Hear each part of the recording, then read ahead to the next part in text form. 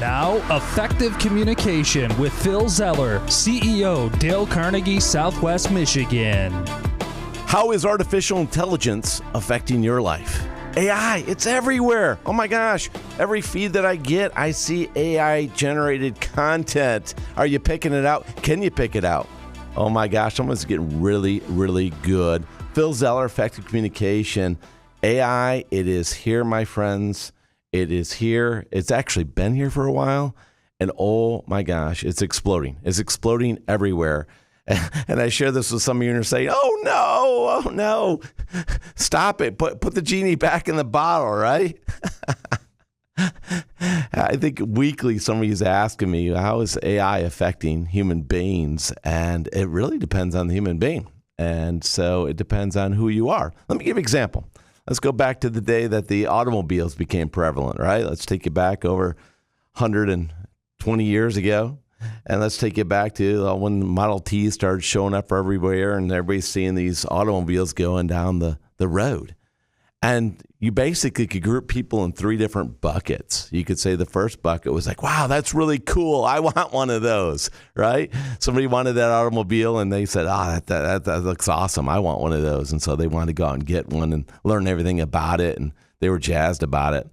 And then a lot of people, the majority of people are like, well, I don't quite understand it. I don't know. I'm kind of on the fence with it. Could go either way. Maybe it's good. Maybe it's not. I don't know if you can trust it. Maybe. So there's a lot of people in the middle. The majority of people in a situation like this are in that middle group.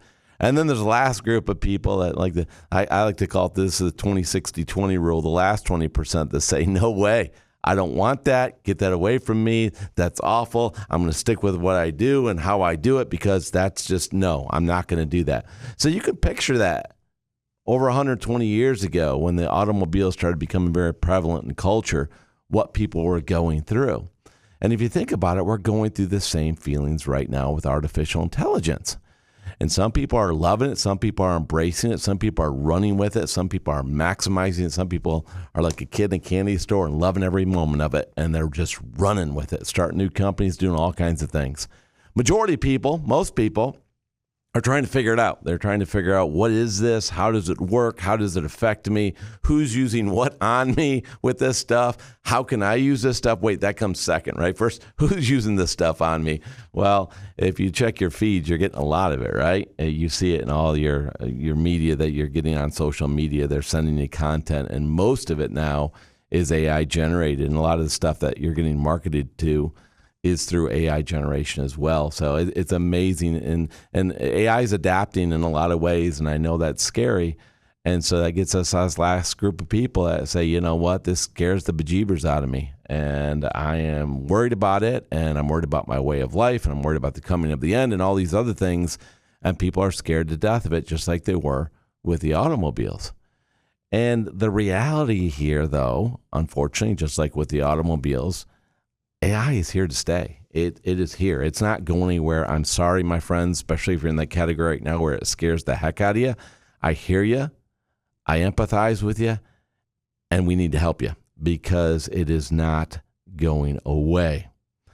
It's interesting because if you fear something and you want to remove that fear, the best way to do it is to commit to understand what do you fear. So think about what you fear and commit to understanding. Some people are like, well, that's real easy. I just don't want the world to blow up and robots to kill us all. So that's it. Yeah. Okay. Well, define that. Explain that. Be specific. What evidence do you have? Have you studied enough to know exactly what you're saying? How exactly is that going to roll out?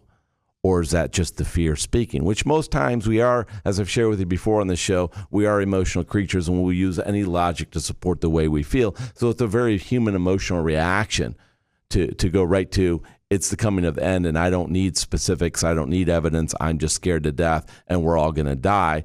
And Chicken Little, the sky is falling. The reality is you've got to understand it. That is not going to squash your fear. It's going to only put gasoline on the fire of your fear. So if you do fear anything in life, take the time to understand it. Learn how it works. And then use the wisdom of your understanding to say, how can I use what I've learned to help me feel better about it? So really for you all out there, because I know a lot of people are asking me, what is the effect of AI on human beings and what's it going to do to the way we relate, the way we work? Well, there are a lot of great books being written on that, and I would challenge you to go read Matt Britton's book on Generation AI. It's a great roadmap for understanding where it's going. In the meantime, for you, take the time to embrace change in life because it's coming. And the sooner we look at the change, the sooner we work with it, we will decrease our fear. And that's what we want to do, my friends. Now go make it happen.